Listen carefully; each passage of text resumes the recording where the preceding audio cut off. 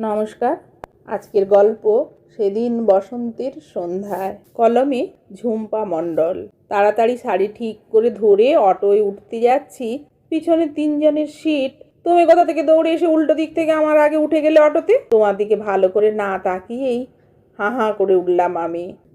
একই মশাই, নামুন শিগগিরই বলে অটোর মধ্যে উঁকি দিয়ে তোমাকে দেখে কিছুক্ষণ থমকে গেলাম। কি দারুণ দেখতে লাগছিল তোমাকে এই বাসন্তী রঙের পাঞ্জাবিতে।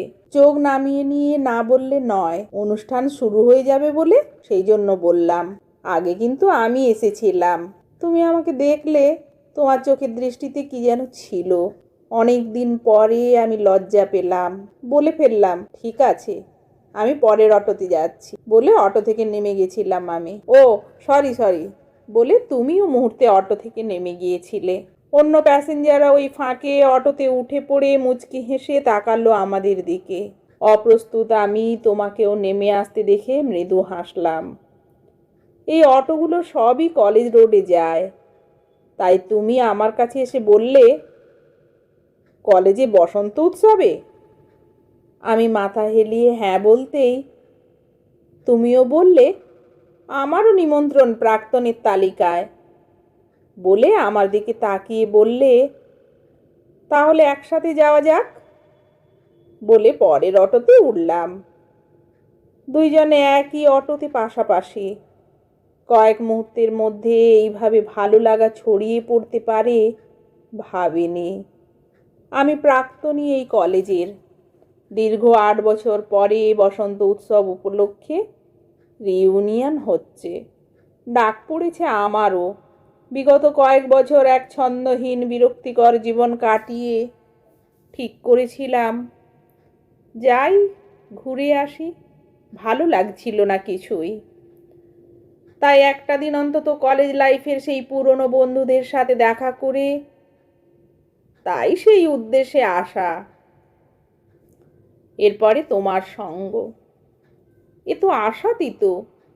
খারাপ লাগছিল না তোমাকে আমাকে একসাথে আসতে দেখে। বন্ধু মহল হৈ হৈ করে উঠল। আমি ডুবে গেলাম বন্ধুদের সাথে, তুমিও। তবে সারাটা দিন কলেজের অনুষ্ঠানের ফাঁকে ফাঁকে তোমার সাথে চোখে চোখ পড়েছে অন্তত 1000 বার। কাছে এসেছো নানা অজুহাতে অগুন্তিবার, কিন্তু আমরা কথা বলিনি একে অপরের সাথে একবারও। সবাইকে আবির মাখিয়ে দিচ্ছিলে তুমি। আমার সামনে এসে আমায় আবির মাখিয়ে দিতে গিয়ে তোমার সেই চোখ, সেই তাকানো, একটুক্ষণ থমকে ছিলে তুমি। ডাস্ট অ্যালার্জি আমার, তবুও তোমার কাছে এগিয়ে দিলাম মুখ। কলেজের অন্য বন্ধুরাও অবাক, হাততালি দিল ওরা। উফ, পাগলামি যত সব।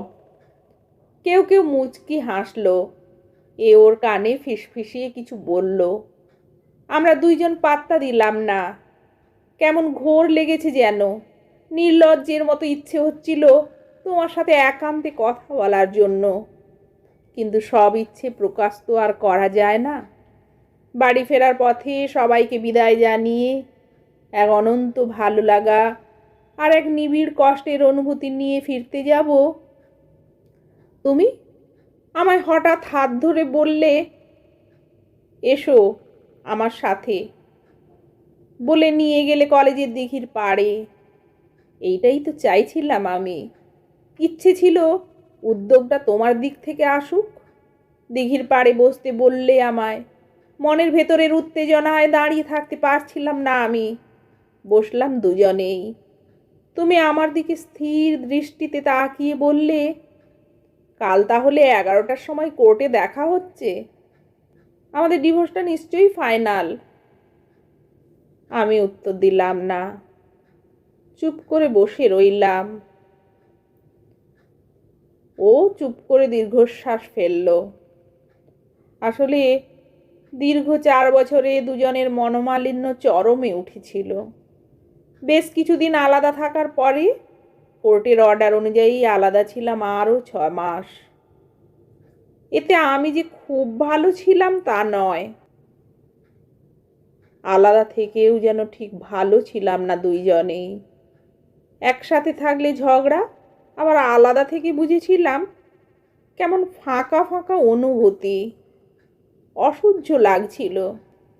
আগে মনে হয়েছিল ওকে ছাড়া হয়তো ভালো থাকবো, কিন্তু না। অথচ কি প্রচণ্ড ইগো আমাদের। ভাবছিলাম আমাকে ছাড়া ও ভালো আছে নিশ্চয়ই। এটা মনে হলেই মনকে আবার শক্ত করে বেঁধেছি। ফিরে যেতে মন চায়নি। এই কলেজেই প্রেম, তারপর বিয়ে, বিয়ের প্রথম প্রথম আমাদের সুখী সংসার। মুশকিল হলো বেবি নেওয়ার সময়। কনসিভ করতে পারিনি আমি। ওর মা বারবার আমায় দোষারোপ করছিল, অথচ রিপোর্টে দোষ ছিল ওর। আমি মেনে নিয়েছিলাম ব্যাপারটা, কিন্তু ও ফ্রাস্ট্রেশনে ভুগছিল ভীষণ রকম। বাচ্চাও বরাবরই ভালোবাসে। ওর বাড়িতে আত্মীয় স্বজন সবাই ঠাড়ে ঠোড়ে আমাকেই কথা শুনিয়ে যাচ্ছিল, অথচ ও কেমন নির্লিপ্তর মতো চুপ। নিজের অক্ষমতা ঢাকার জন্য কোনো দিন কোনো প্রতিবাদ করেনি। নিজের সমস্যার কথা নাই বা বলতো, কিন্তু আমার হয়ে তো কথা বলতে পারতো। এই অভিমান আমার মনকে কুরে কুরে খাচ্ছিল। যত দিন যাচ্ছিল ওর প্রতি বিরক্তি বাড়ছিল আমার। দূরত্ব ক্রমশ বাড়ছিল। ইগো অভিমান পাহাড় হয়ে দাঁড়িয়েছিল সম্পর্কের মাঝে। অথচ এই সময় উচিত ছিল পরস্পরের পাশে দাঁড়ানো, কিন্তু ও ঠিক এই সময়ই নিজেকে বেশি ব্যস্ত করে নিল অফিসের কাজে। এর ওপরে তো ওর মায়ের বাক্যবাণ। আমার জন্যই ওনার ছেলের এই নিজেকে ব্যস্ত করে রাখা। আমার মুখ দেখতেও বিরক্তি নাকি তোমার? প্রচণ্ড রাগে অভিমানে আমিও নিজেকে ব্যস্ত করে নিলাম অফিসে, তারপরে আমার গানের রিহার্সালে। এখানেও আপত্তি তোমার বাড়ির সবার। অবশেষে ছাড়াছাড়ি, ডিভোর্স ফাইল আমি করলাম। তুমি চুপ করে রইলে, শুধু একটা মেসেজ পাঠিয়েছিলে, ভালো থেকো, নতুন করে শুরু করো আবার। প্রচণ্ড রাগ হয়েছিল আমার। গাড়ি করে উঠেছিল।